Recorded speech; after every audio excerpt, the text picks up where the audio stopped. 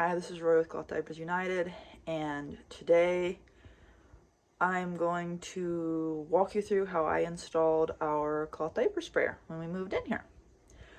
The one thing about cloth diaper sprayers is I know specifically in England, I'm not sure if it's all the UK, diaper sprayers do not meet plumbing code.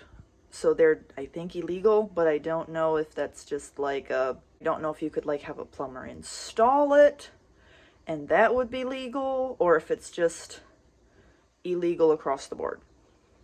But just saying that for anyone who's in at least England, because I have seen videos of people from England who are like, we can't get one because it is illegal. Okay, so let's start with installing the diaper sprayer. So the first thing we're going to do is we're going to turn off the water. Now we're going to put a towel around the base just in case there's any water left in the line. Now we're going to detach the clean water line from the toilet reservoir.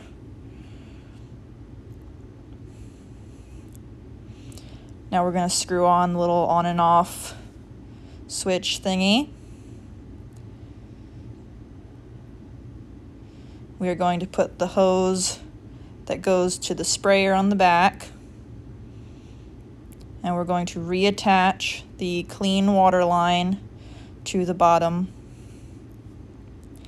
Now we're going to hang the little sprayer holder on the side of the toilet reservoir and put the little actual sprayer in that.